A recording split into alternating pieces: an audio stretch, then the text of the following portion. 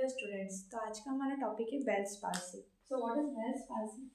Bells palsy is also known as facial paralysis, facial nerve paralysis. Bell's palsy को हम और क्या बोल सकते हैं?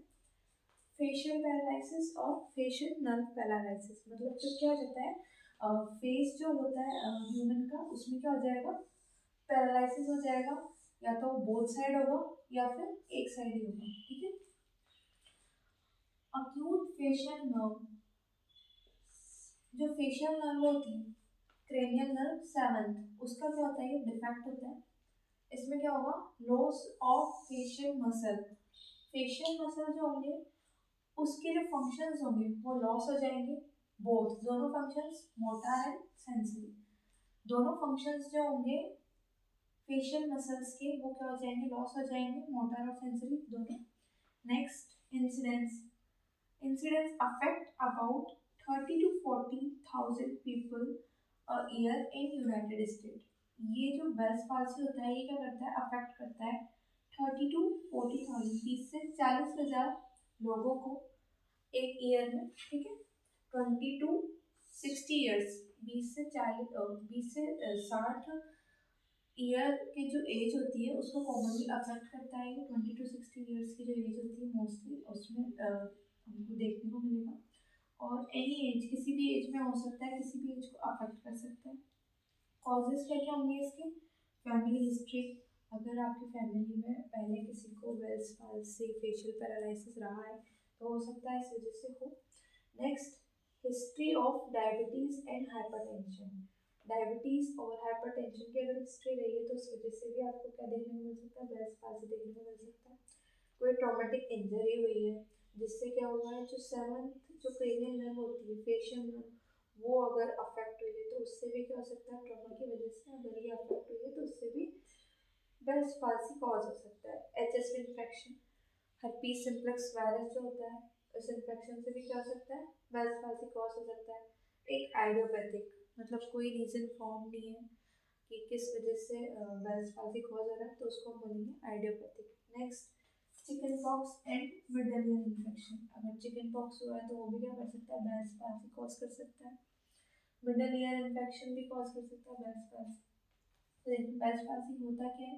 पैरालिसिस हो जाएगा। ठीक है। कहाँ पे? फेशियल एरिया में, या तो वन साइड होगा या फिर दोनों साइड होगा। ठीक है। Facial paralysis, facial nerve paralysis, okay, इसको और क्या बोला जाता है? बेल्स पाल्सी को फेशियल पैरालिसिस बोला जाता है और फेशियल नर्व पैरालिसिस बोला जाता है। ये क्यों हो रहा है? क्योंकि जो सेवंथ क्रेनियल जो नर्व है वो क्या हो रही है? फेशियल नर्व जो है वो अफेक्ट हो रही है, इस वजह से क्या हो रहा है? बेल्स पाल्सी हो रहा है। नेक्स्ट, इसमें क्या होगा? मोटार और सेंसरी, दोनों जो मसल फंक्शन होते हैं वो अफेक्ट होते हैं। And incidence 30 to 40,000 people year in United state. 30 से 40,000 जो है लोगों को अफेक्ट करता है ये एक ईयर में। 20 to 60 ईयर्स, 20 से 60 साल की जो एज होती है मोस्टली कॉमनली उसमें देखने को मिलता है। एनी एज में भी प्रेजेंट हो सकता है किसी भी में। फैमिली हिस्ट्री, अगर फैमिली में किसी की रहा है बेल्स पाल्सी तो हो सकता है। हिस्ट्री रही है डायबिटीज़ की, हाइपरटेंशन की, तो हो सकता है। किसी भी ट्रॉमा की वजह से हो सकता है, ऐसा ही बताया। अगर किसी ट्रॉमा से पेशेंट जो है अफेक्ट हो रही है इस वजह से। herpes सिम्प्लेक्स वायरस इन्फेक्शन जो है उसकी वजह से आइडियोपैथिक, नॉट नोन, मतलब कॉज क्या है? नॉट फाउंड, उसको क्या बोलेंगे? आइडियोपैथिक बोलेंगे कि हम आइडिया लगा रहे हैं। उसके बाद चिकन पॉक्स हो सकता है एंड मिडल ईयर के इन्फेक्शन से बेल्स पाल्सी कॉज हो सकता है। अब नेक्स्ट देखेंगे pathophysiology. So what is pathophysiology? Patho means any bacteria and micro organism and physiology means function.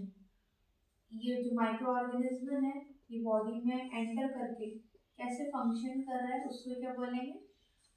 Pathophysiology. जैसे कि herpes सिम्प्लेक्स वायरस ये बॉडी में एंटर हुआ, एंटर होने के बाद क्या करेगा? ये इन्फ्लामेशन करेगा नर्व में। जो सेवंथ जो हमने क्रेनियल नर्व देखी थी, फेशियल नर्व, उसमें क्या करेगा? ये इन्फ्लामेशन करेगा। ठीक है। उसके बाद एडिमा का फॉर्मेशन हो जाएगा नर्व में, ईएससी में हो जाएगा नर्व में। तब ईएससी में क्या होता है?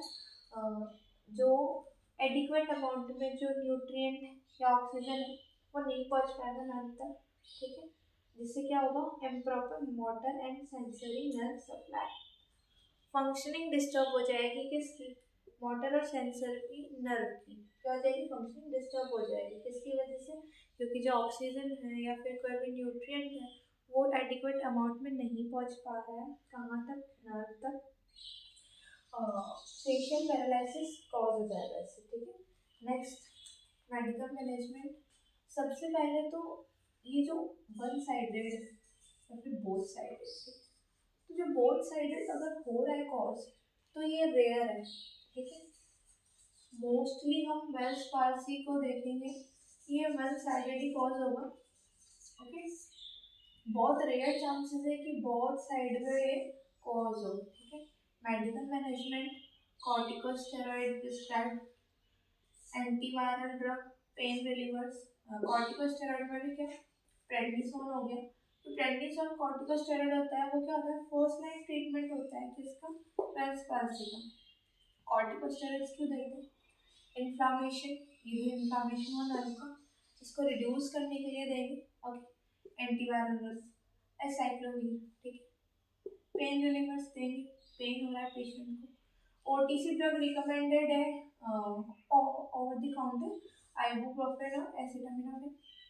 नर्सिंग मैनेजमेंट में क्या करेंगे, फिजिकल थेरेपी हो गई, स्पीच थेरेपी हो गई, ओरल हाइजीन पेशेंट का मेंटेन करना है, क्यों, क्योंकि ओरल हाइजीन मेंटेन नहीं होगा तो और भी आगे कॉम्प्लिकेशंस आ सकती है, ओके। एंड एनकरेज करना है हाई प्रोटीन डाइट को, विटामिन सी और फ्रूट्स को, फेशियल एक्सरसाइज करवानी है पेशेंट की। स्पीच थेरेपी क्यों देंगे हम, क्योंकि पेशेंट क्या है, बोल नहीं पाएगा उस टाइम पे, मतलब या बोलेगा तो उसको प्रॉब्लम होगी बोलने में, पेन भी हो सकता है और स्लर्ड स्पीच भी हो सकती है, इस वजह से उसको स्पीच थेरेपी देंगे। Physical therapy, oral health maintain करनी है, और high protein, high vitamin and fluid का क्या करना है, एनकरेज करना है।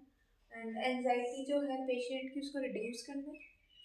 आई प्रोटेक्शन करेंगे, कैसे असेस करेंगे उसको, पेन तो नहीं आई इसमें, या कोई डिस्चार्ज तो नहीं हो रहा है उसकी आईज से, या कोई ड्रेनेज है, इस सब का अमाउंट क्या करेंगे हम, मॉनिटर करेंगे, ठीक है, असेस करेंगे इन सब चीज़ों को, ठीक।